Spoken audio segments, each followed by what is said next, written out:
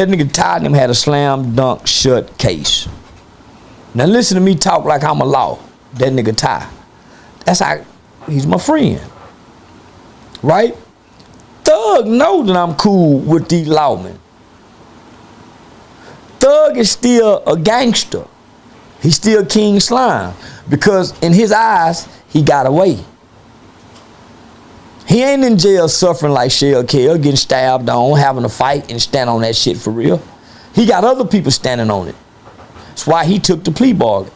So, right after the trial, Thug came home acting like he was a big, bad, tough motherfucker trying to shame Gunner. And the law enforcement of Atlanta didn't like that. The district attorney's office didn't like that. So, some kind of way, I got some information about Thug and Gunner. That Thug wanted everybody to think he was praying for Brian Steele. Well, he wasn't. He was broke. Remember, his sister said they froze the boy money. Remember when they came in and put the RICO charge on him, they froze his bank accounts where he couldn't get no money. Who you think was paying for that lawyer, Brian Steele? Gunner. That's why Gunner got out and hit the road and was working. Thug didn't want nobody to know that. Well, the police wanted me to tell the people that. So I came out and I did an interview and I did everything the police told me to say to them. I told the truth about the case and everything. Thug was mad in the motherfucker. So that's the first time I heard he was mad about something I done said. So then, I get booked to be on the reunion of Drewski's Could Have Been Love. So they had the reunion this past weekend. So the producer them hit me up, say, man, you gonna be on the show? Yeah. So I get there about 7:30, and between 7:30 and 8. Around about 9:30, I hear Drewski say, Lil Baby and Thug is here. So I get up, go check the surveillance, make sure I see. So I see a nigga that could be familiar, could be at the clique with him. So I'm scanning the area looking for him. But because it was so much chaos and drama with the bitches fighting and going crazy, that shit was so mentally and psychologically draining, I completely forgot these niggas was here. They waited for me at least 2 hours. This is what's so concerning. I'm trying to figure out what they doing there. This is a bitch's show. And the people that here had been on the show, they hadn't been on the show. What they doing here? We're at the Opelika Private Airport. So it done slipped my mind that these niggas here. Cause just think, I got there at 7:38. Show ain't over till 12. They wait 2 hours. I'm sitting down way off as the show is wrapping up, ending. Everybody saying their goodbyes. Everybody taking the goodbye pictures. Everybody getting in the Ubers. The producers just wrapping up. They taking the cameras off. So I'm sitting there with Dior, my artist I just signed. I'm by myself, way off, nigga. Don't nobody, nigga, I'm really invisible. I'm sitting down. Everything is behind me. I can see you if you come out the door that way. So I see Selena, Drewski, them all over there. All of a sudden, nigga, when I stand up and turn around, guess who's there? I'm talking about they standing over my head.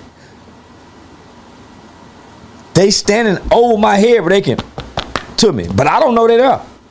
I don't know they're there. I'm looking at my phone. I just stand up, and when I stand up, them niggas right there. Me and Thug down there nose to nose. He tall and musty. Bitch ass nigga say, we step on shit. In my mind, I'm waiting to wake up and see God or the doctor after I hear step on shit. I just know they finna boom, boom, boom. They all tough. It's about 4 or 5 niggas. They really kind of hovered over me, circled around. When this nigga walk to my face and say, we step on shit. Yeah, we step on shit. I'm just waiting to boom, boom, boom, boom. Nigga, they let me ease in my pocket.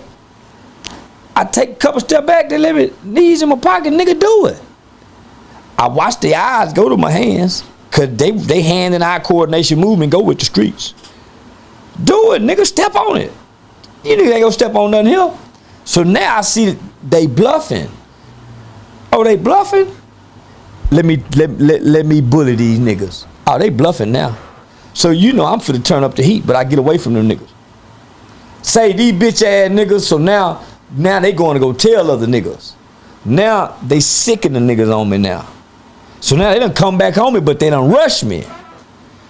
2 niggas done ran toward me, security done got me. Now they rushing me. Now I get to pull the mace out. Now I'm shaking it. Bitch ass nigga, come on, yeah, you hoe ass nigga. So when I pull it out, nigga, what you reaching in your pocket for? That's when the little nigga clutch for the gun. Nigga, you gonna lose your life in her, nigga. You gonna lose your life. Nigga, you ain't gonna shoot in her, nigga. I bet you not. Bitch ass nigga can't handle this mace, nigga. Now shit. I got the attention they need. Security. But security, they could barely handle them bitches. So they sure couldn't handle them niggas. So them niggas could have got through. But they realized we're at a private airport. They don't want to go to jail. Cause I'm hollering police now, nigga. Y'all got a gun too? See, now they want to clean up when I hollering, I got mace, they got a gun. You hear me say that in the video? Yeah. Bitch ass nigga got gun. I'm telling on them. They got guns, y'all. The security nigga trying to tell me, man, come on, Charleston, you go cause this scene on Drewski. Me cause it. Nigga, them niggas approach me from behind. How I'm wrong. Nigga, they had to walk 30 feet to get 30 yards to get over here. Not feet, 30 yards. You had to go out your way. I'm sitting way over there. You got to go out your way to be over here, man. And as long as y'all been here, oh, that mean y'all must got a real issue. Because y'all went out y'all way to do this. So let me turn up the smoke and make sure this is documented. Because in this corner, if we can't go back and get the cameras, y'all can say y'all didn't say that over there. But once this confusion is called and y'all have to be restrained, guess what? It's documented now. So based off their choice and decision, I created a situation to make it go viral. So guess what? It can be documented and make sure it get to the ears of the probation department. Wow. So I don't know if he was thinking. I know how to think on my feet very quickly and swiftly. That's what make me who I am and what I am. I'm a swift thinker. I start strategizing very quickly once I realize this is a real threat and a real danger and a real situation. Imagine sitting in the beach, at the beach. It's just you at the beach by yourself, you in the water, and all of a sudden, something just fall in your lap out the sky. A leprechaun with a bag full of money. You gonna think that's a blessing, ain't you? Imagine if you was at work, working by yourself. Got them go to the bathroom. You find a diamond ring on the floor. You would think God blessed you with that, wouldn't you? You would think that's a blessing. You was minding your business. You wasn't bothering nobody. You wasn't looking for no ring. You didn't even know a ring would be fine. You wasn't even thinking about nothing. You were just here on earth existing, and all of a sudden, boom, young thug fall in your lap. I'm not supposed to throw him back up there and say, hey, this ain't mine. This was meant for us. This was meant for me and him to cross paths. He was supposed to lead the gang because he could have sent the gang and not him.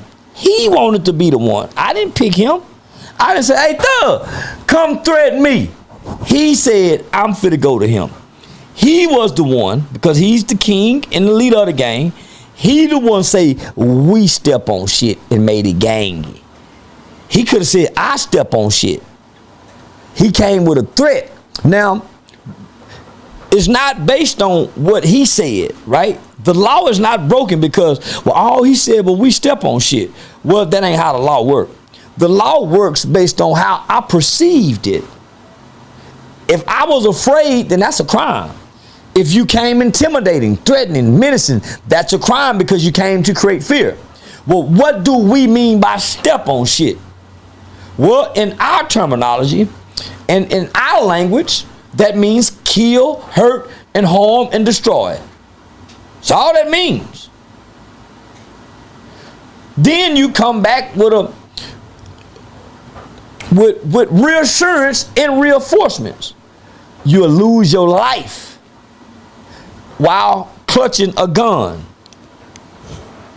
Don't you know if you go inside of a store and you got a stick and you act like you robbed the store, they're going to treat you as if you had a gun, because I believed you had a gun, even though it was a stick. You didn't show the stick to let me know. You made me think it was a gun. That's where aggravated assault comes into play. Not that, no. Your intent was to do what? By you walking up here, what was your intent? Intent is everything. Intentionally, knowingly, willingly to do what? Create fear, intimidate. And you did this on Federal Aviation Administration property. This wasn't at a club. This wasn't at a venue. So the laws that govern, that has the jurisdiction, is at the airport. What you say at the airport is totally different than what you say outside before you go in. You can threaten a nigga all day long across the street at Burger King, but as soon as you get inside that airport, those threats are treated differently. That's what they forgot. They thought we was at the coulda been reunion. They forgot we was at the airport. And security didn't search them, so they got in with a firearm. Wow. While we're already under heightened security with the Iran war, TSA shut down, the government shut down, so security was already lax, so my safety was already compromised. Right. So I've already reached out to, I went to the Opelika Police Department yesterday because we was at the airport. That airport sits in the county, so I was given a number to talk to Miami County, so I talked to Miami County this morning, so I'll be going back to the airport after this interview to speak with the people there at the scene. So the investigators are going to meet me out there so the report can be taken at the airport. None of his people ever thought to reach out? You better not reach out to a victim of a crime, because now you're trying to either intimidate a witness, interfere with a 911 phone call, which is a felony, or bribe me. Either or, it's against the law. It's a felony. You did all that already? I just articulated it, didn't I? Yeah, I just articulated it. It's just a matter of phone calls and then driving here and driving there. So yeah, I did that already. And I've already got the picture of every person that he was with. I've already spoken to Atlanta Police Department's gang unit. I've sent the pictures to them already to make sure none of the guys that he's walking with and hanging with are verified gang members. And I got the license plate of all 3 cars they was in. Damn. There was 2 Cybertrucks and a Cadillac truck. And they actually waited for me to leave because they were trying to follow me. So I called some niggas out of Carroll City.